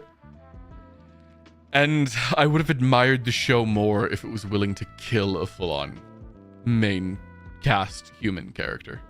I think it was time. I think it was the right time. I think it was really the right time.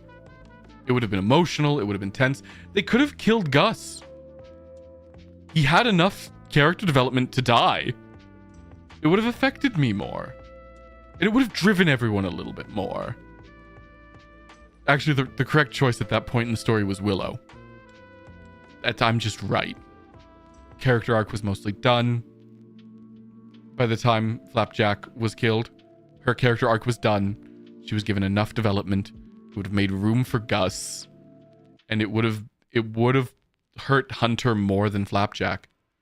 And also allowed the relationship between Hunter and Flapjack to be deeper. And it would have directly influenced Luz, who was the main character.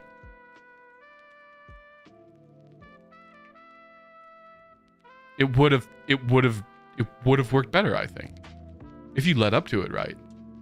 And I think they had at that point. I really think that would have worked better. I'll level with the entire audience. I think it would have worked better. Shrug. Amphibia has a problem with that too, though. It also doesn't really... I get their kids shows. If a baby took the dog's place in I Am Legend, do you think your opinion would change?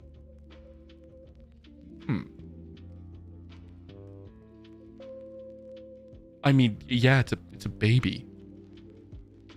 I think it would still... That's a weird question. Baby took a dog's legend. Would it change? I think it would change the thing about I Am Legend is like it works well with the concept of a dog. That's what I mean. Like, it's the concept of having a pet is baked into the arc. Like, dog is man's best friend. Like, it's baked into the arc, so it would feel weird to sub it out. So I guess in that sense it would be different. But in terms of effect, that's a good question. I don't know, it's hard for me to even imagine. Because a baby would just change the entire plot of that movie, you know what I mean? That's like, the thing is with like Flapjack, I don't know.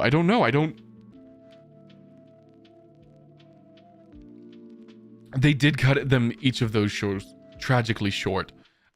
Which is too bad. It's genuinely too bad. I think both needed more time. In general, I would actually say I preferred Amphibia.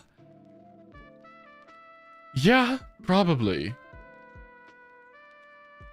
I would say so. I liked Amphibia a lot. And just, I don't know. The characters, the trio, ended up feeling deeper to me than Owl House. Maybe. I don't know. Sasha's development is one of my favorite character arcs, so I'm kind of a sucker for it. I'm kind of a massive sucker for that kind of character. So my opinion is slightly skewed. And I like the try thing, like 3 different people exploring the world and having a different experience with it. I think that's great. And I like Emperor Bellos as a villain more, but I really don't like the Collector. So, you know, like, I really wasn't, like, they brought in the Collector and I got mad. I got upset. Because Emperor Bellos on his own was an amazing villain. He was so intimidating and genuinely scary and had a lot of mystery surrounding him. He was great. The Collector, I don't know, he's Bill Cipher. I have really strong opinions on Bill Cipher. Pets / babies are both symbols of innocence. Oh, yeah, that's fair. I also don't want... Okay, so I'm gonna level. I'm glad. I like how they handled Bellos in the end. I like that he just melts. It's a horrifying scene, and he goes out like a bitch. As he should. I'm tired of villains. Like, this is my biggest issue with She-Ra and Steven Universe. I'm tired of villains in children's shows who have done heinous things. just like, it's like bad. They did it bad. And then the main character goes up and goes, wait, I know you did a bad, but I also know you did a sad. It's okay. I'm tired of that. And then the villain's just like, I did do a sad. Really? All the bad was because of the sad.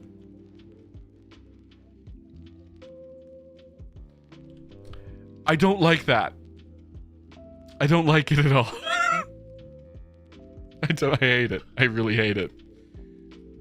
It upsets me. It upsets me. You know what has a good villain? You know what has the best villain out of any of these shows? And it's not the best show, but it has the best villain. Centaur World has the best villain. He has the best song. He's terrifying. He's emotionally complex. And his end suits him perfectly. Okay, so my issue with Gravity Falls is I don't think Bill Cipher ever should have been the final villain. I think making things that grand kind of ruined the vibes of the show. Being a Twin Peaks-esque... a Twin Peaks for kids. It was what... Well, with cryptids. I liked it. I liked that show a lot. And it wounded me. by making Bill Cipher the final villain. Yeah, like, oh, we want Pink Bag. Man, I don't care how sad you are. You should probably go to jail. Horrible, horrible things. And like, that's why I'm glad Bellows melts into a puddle. I love it. But yes, Centaur World. If you like these other shows, you'll probably love Centaur World. It's dumb. It's really dumb. There's a lot of fart jokes that just don't work. It's the silliest of all of these shows. But if you like these shows, check out Centaur World. If you like Gravity Falls, if you like the music is banging in Centaur World. It's a musical show. It is a musical show.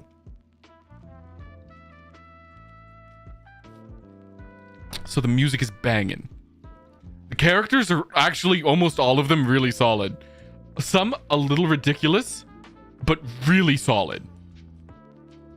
Sometimes it can get annoying. It's like Final Space. I give Centaur World the same recommendation I give Final Space, which is it's really good, but it has its problems. Centaur World is about a horse from a world torn apart by war, magically being isekai'd into a colorful baby rainbow world that is sweet and soft and cute.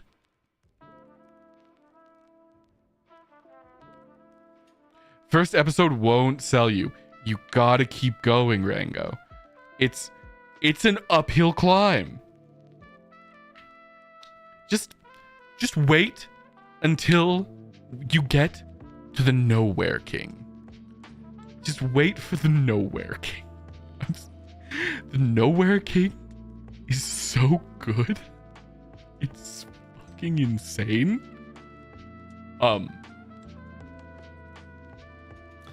Yeah, and you later find these worlds are more connected than you thought initially.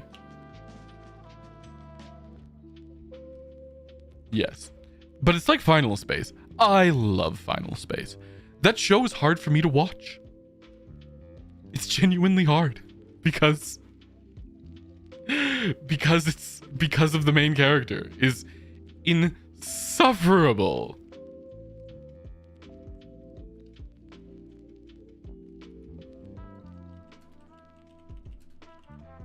I'm gonna listen to that song after this, the Nowhere King song. It's so good. It's so good. Honestly, it's worth watching just to learn. It's like what I watch and I read a lot for, is to learn more about writing and how I can get better and what I can steal. And there's a lot to steal. You know what actually I've been watching recently? I should have talked about this. My Adventures with Superman is a delight.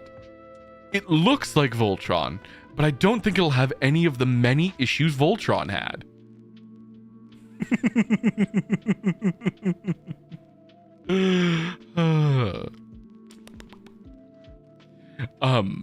It's great. It's one of the most genuine Superman cartoons I've ever seen. Like, it's really the Superman that I fell in love with. And if you're ever wondering why I talk Superman up so hard, watch My Adventures with Superman. And if you still don't like him, that's for you. That's your choice. It is the show with Tomboy Lois Lane. So, it is. So you know. Wait, do these work? Yeah, they do. And she's a delight. Her character is a delight. Superman is a delight. Jimmy Olsen, delight. All of them, delight. Perry White, delight. It's so good. The next episode comes out tomorrow. I'm excited for it. Yes. I should have talked about cartoons. I'll probably do that next stream. Minecraft tomorrow, We're going to talk about my adventures with Superman, what it does right, and why Superman is the most underrated DC character. We're also going to talk about Unicorn Eternal Warriors. Eternal Unicorn Warriors? Unicorn Warriors Eternal? Gendy's new racket. We're gonna watch it. We're gonna talk about that. This is good. It's got problems. It's a Gendy show. You know. These characters have dialogue here. So there's gonna be problems. No, he does great work. He does great work.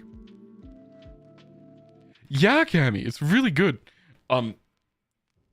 It's Superman TAS. Superman TAS. Why am I blanking? The Adventures of Superman. Yeah, the older one. I love that Superman 2. It's also one of the classic Supermans.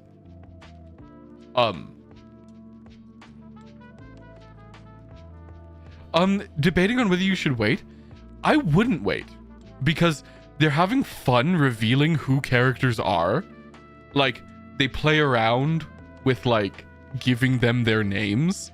You know, like you might not know Deadshot until you have to kind of figure out it's Deadshot. It's the process of Deadshot becoming Deadshot. Deadshot is not a character who has appeared yet, so this isn't a spoiler. You know what I mean? So, like, it's kind of fun to, like, figure that out as it goes. Like, was that Deadshot? Did they say Deadshot's name? What was Deadshot's name? So quick, someone pull up Deadshot's wiki. It's like, wait, Deathstroke. Is that Deathstroke? Was that Deathstroke? Kind of looks like him. Could it be? Is that Lex Luthor? I've been on watch for Lex.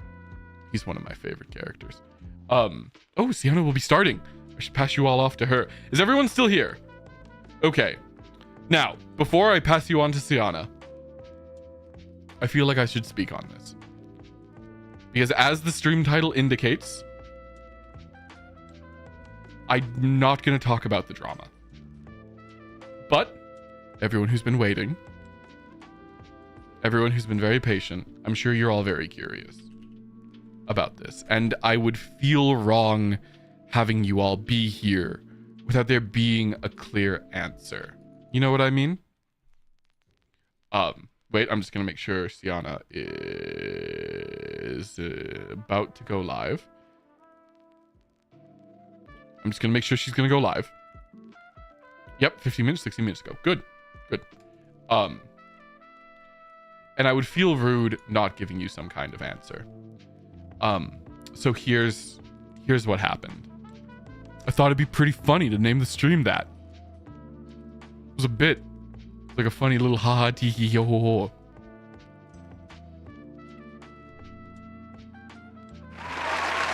Oh, thank you. It was funny. Yeah, it was a bit. It was a joke. I said at the start of the stream, everyone say nothing. If anyone comes in chat and asks about it, say I don't want to talk about it. And now we're here.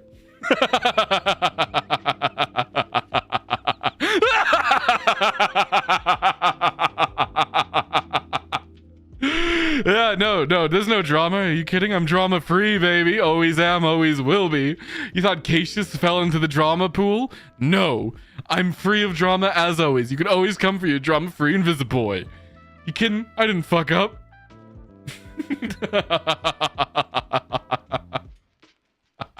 To everyone who was genuinely concerned about me, thank you. It was it's worth the joke though. I'm sorry breaking your trust and betraying you like that. Yeah. Too good. It's too good. Thank you all for coming. Where's my laugh button? Let me, is this my laugh button? Yeah, it is. Right button, everyone. Right button. Thank you all for coming to my stream. Should I leave the title? Who knows? Either way, I'm going to send you all over to Sianna now. Is that Sianna? Did I send the right link? If I didn't, don't click it. It is the right link. Okay. Thank you all for coming. Thank you all.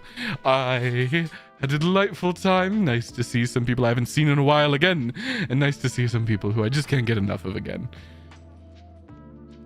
Thank you all. And, of course, without further ado, I hope you have a super morning, an excelsior afternoon, and a fantastic evening. And of course, as always, a good night.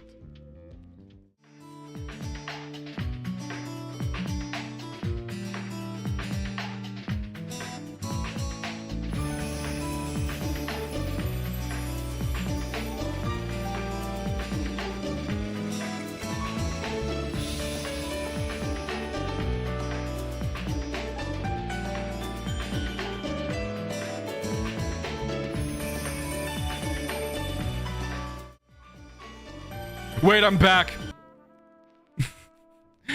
Join Sianna's birthday stream. It's her birthday. Go wish her a happy birthday. If you're still here, go do it. Go do that instead. Just go do that. Do that. Join. It's her birthday. Say happy birthday. This is my job. I have to do that. Okay. Now I'm actually gone. Goodbye.